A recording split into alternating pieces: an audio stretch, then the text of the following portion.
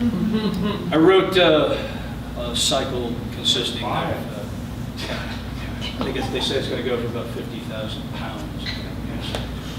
Anyway,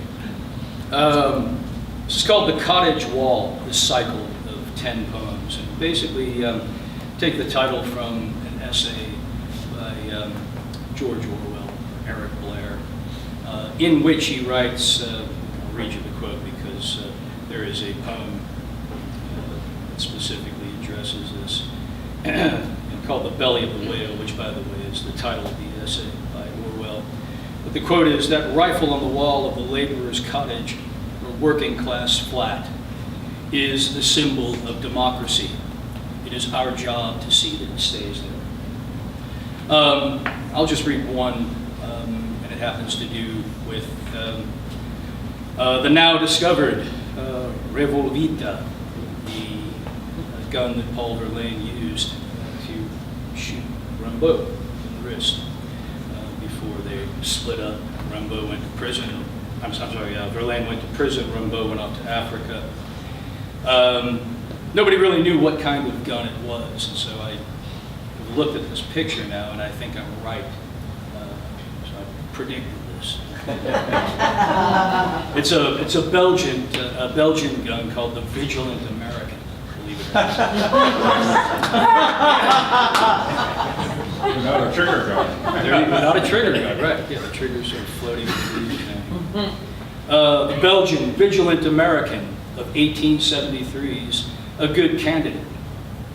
6 shots, cheap enough, 7mm rounds. Lord knows what brand of poetic justice Arthur's wrist bore like the 8th wound of Christ. The police reports and depositions are vague with facts, pistolet, as if the magic words had been blown out, replaced with icy anger and revenge, each once joined in confluence, now oxbowed by the separating stream. Rimbaud dreamed of meeting Billy the Kid, of notching grips together in the haunted wilds of New Mexico. Verlaine's misaim bled nightmares in the pillows, horror of horror's angels, dark transactions, whole caravans of pain. Anyway, I'm thinking of starting a Kickstarter project and raise some money to buy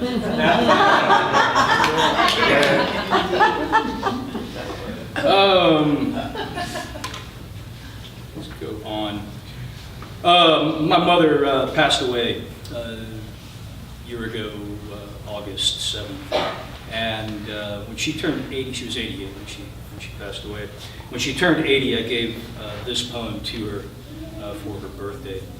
The book itself is dedicated to her memory.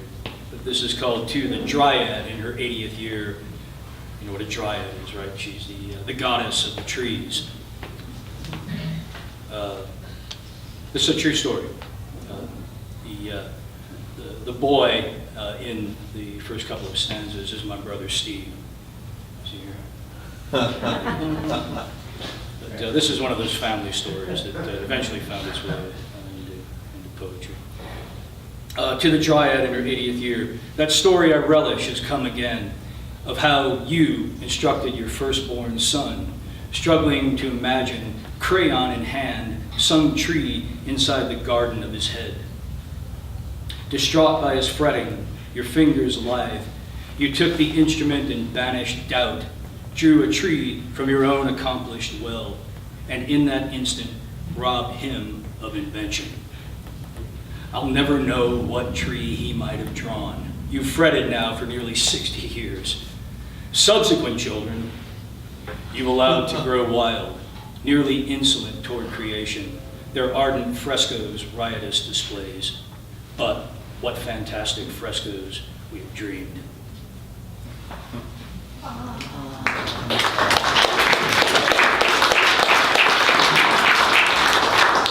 Here's one for the other woman in my life, Mary. Of course, there's a nice long section called 924 times 9. 924, September 24th, of course, is Mary's birthday. 924 times 9, a clutch of birthday poems. There are 9 poems here. This one's called Il faut aller voir. If you speak a little French, you know it means we must go and see. And we did. Back in 2007, Mary traveled with the Leroy brothers to the south of France, and we took a day trip along with Pat Collins and Casper Rawls, there's Pat back there, over to Saint-Tropez, and had a great time. And the rest of the time we spent lying in bed naked with our windows open, listening to beautiful music coming up from the courtyard. Il faut aller voir. I remember the sea and the salt on my lips, Odysseus in my head and biceps, and you, my Penelope, patient on a beach towel. Calypso, too, confederate with twilight, arranging diversions on a boat from Saint-Tropez, her argent kisses hidden by the hand you curled against her smile.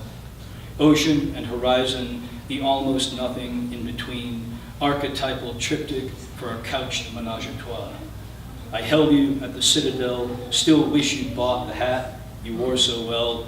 Remember our nakedness and the breeze beneath umbrella pines, found a sign in a stone relief, the saint who lost his head for love, patron only of his own fortuitous landfall's end. And places he now occupies, tripartite their soliloquies. But for headless saints and grand chapeaux, this world is sadly lacking. And if not for you, my love, chameleon, I would find no joy in changing.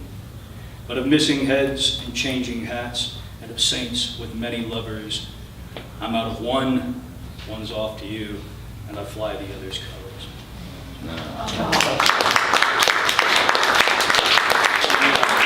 The symbol of Saint-Tropez, by the way, if you don't know, is a headless corpse lying in a boat with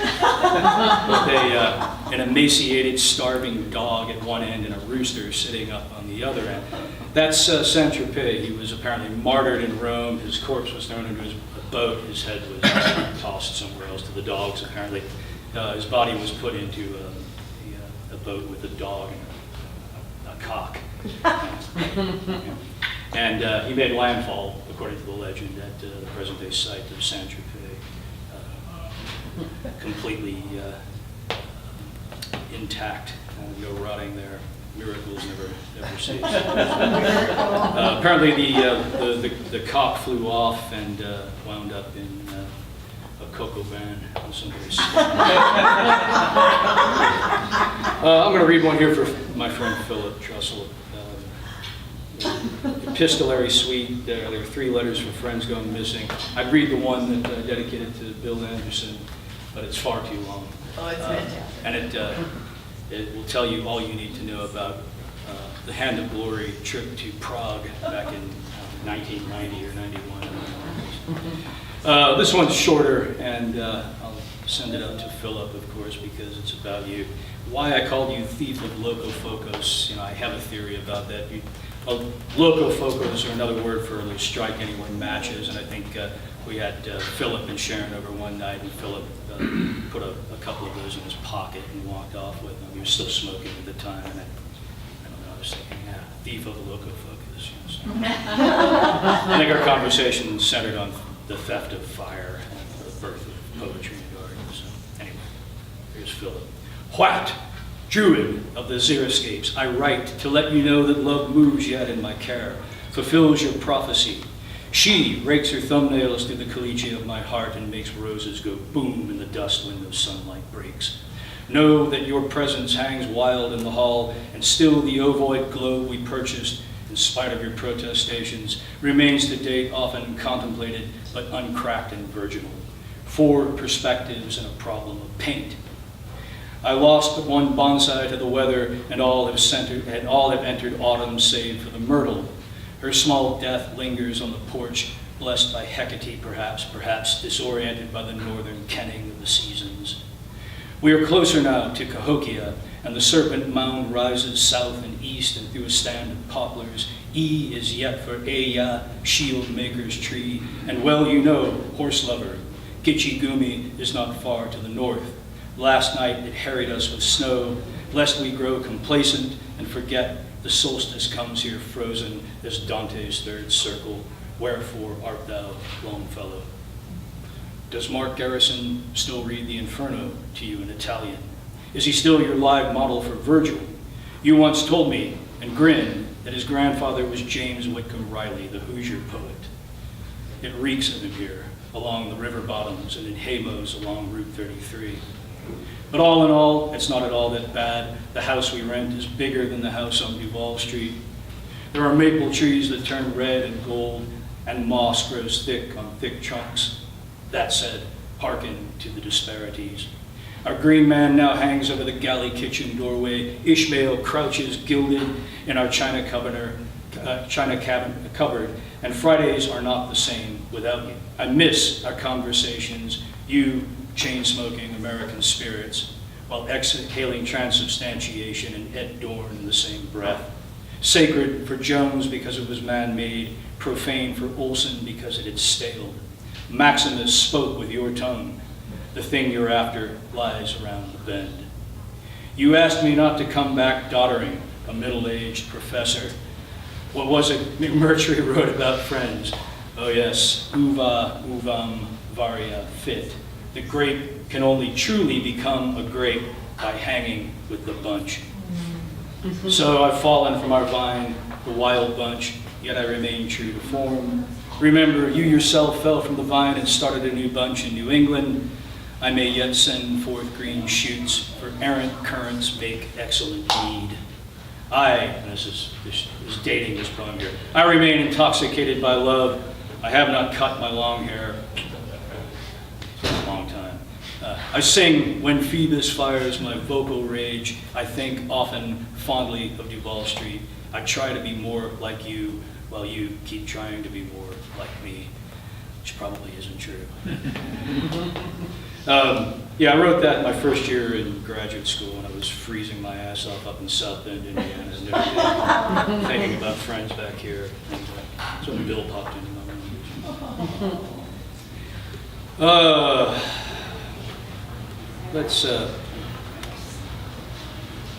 room. I'll read two more, and then we'll get to the movie. Actually, let me just cut to the chase. We'll read one more, and then strike up the band. This one is called Sestina for the Birds. A sestina is an old troubadour style of writing. The form itself is very convoluted. 6 stanzas, 6 lines per stanza, with the lines sort of, the line endings, the words themselves sort of rolling over each other and rearranging themselves from stanza to stanza. You can see it for yourselves if you look at the book. The trick to writing a good sestina is picking 6 good words that can be changed up with sound-alike words and double meanings and that sort of thing. This is called Sestina for the Birds, and when Mary and I were living over on Duval, not far from here, we had a porch swing, and wrote this after sitting out there one afternoon with her, watching the rain and listening to the birds. Sestina for the Birds. We sit on the porch swing and listen to the mockingbird while April drinks the rain, just starting to fall in long and sodden whispers around the hedges. Some wrens in the hedges chirp like the chains of the porch swing while we speak in whispers. The spry mockingbird, its whistles that rise and fall, serenades the rain. In an eavesdropping rain of tiny blossoms, the hedges, bustling with wrens since fall, shake near the porch swing. A wren scolds the mockingbird, and our dry whispers. Giggles rise from whispers as we weather her chilly rain of ire. The mockingbird buzzes the hedges and then lights on the porch swing chain as blossoms fall. Who would care should we fall from grace in a hail of whispers, sitting on this porch swing, mocking the wren's rain over her brooding hedges? Would the mockingbird? Head cocked, the mockingbird leaves the chain. His wings rise and fall, shrugging as he hedges our bet with whispers. He lights on a branch as rain drenches the porch swing. The porch swing is empty. The mockingbird bathes himself in the rain. Wren feathers fall, whispers and curses rattle the hedges. There you go.